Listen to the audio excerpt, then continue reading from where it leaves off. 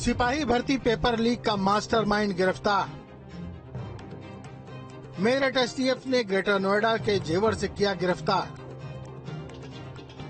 UP में जिस सिपाही भर्ती परीक्षा का पेपर लीक हुआ था, उसका सबसे बड़ा मास्टरमाइंड एसटीएफ के हत्थे चढ़ गया है। एसटीएफ टीम ने आरोपी को बुधवार सुबह ग्रेटर नोएडा के थाना जेवर के खुर्जा बस स्टैंड से गिरफ्तार किया। दरअसल इस पेपर लीक कांड के कई गुनाहगार थे। राजीव नयन की गिरफ्तारी के बाद से एसटीएफ रवि अत्री की सरगर्मी से तलाश कर रही थी और इसी दौरान जेवर से उसकी गिरफ्तारी हो गई। एसटीएफ ने रवि अत्री को मेरठ की कंकरखेड़ा पुलिस को सौंप दिया है, जहां से पूछताछ के बाद उसे जेल भेज दिया गया है।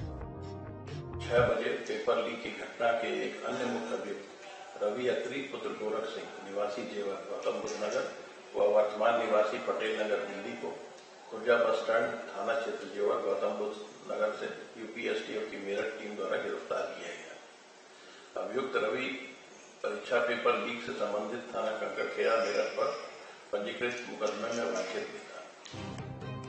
दरअसल रवि अत्री पर हजारों अभ्यर्थियों को पेपर पढ़वाकर लाखों रुपए वसूलने का आरोप है। रवि और उसके साथियों ने मिलकर मध्य प्रदेश के रीवा और गुरुग्राम के मानेसर के 2 रिजॉर्ट्स में हजारों अभ्यर्थियों को ये पेपर पढ़ाया था। यही अभ्यर्थी बाद में परीक्षा में भी शामिल हुए। इन सभी से आरोपियों ने लाखों रुपए वसूले थे। इस मामले में खुलासा होने के बाद यूपी सरकार ने पुलिस कांस्टेबल भर्ती परीक्षा रद्द कर दी थी और जांच एसटीएफ को सौंप दी थी। आरोपियों की गिरफ्तारी के लिए एसटीएफ ने बड़े पैमाने पर छापेमारी की थी।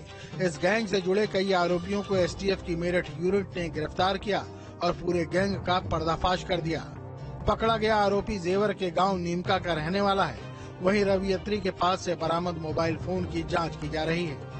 मामले के मुख्य आरोपियों में शामिल अभिषेक शुक्ला और राजीव नयन मिश्रा को एसटीएफ ने पहले ही गिरफ्तार कर लिया था।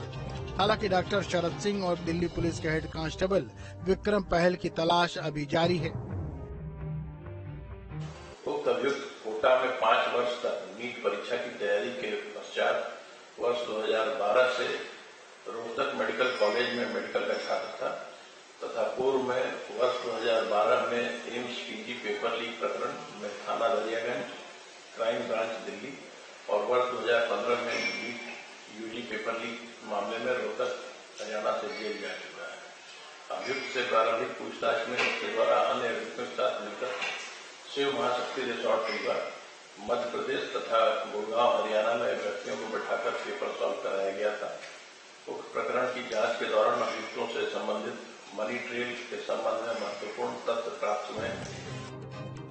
माना जा रहा है कि रवि की गिरफ्तारी के बाद गिरोह के पूरे नेटवर्क का खुलासा हो जाएगा।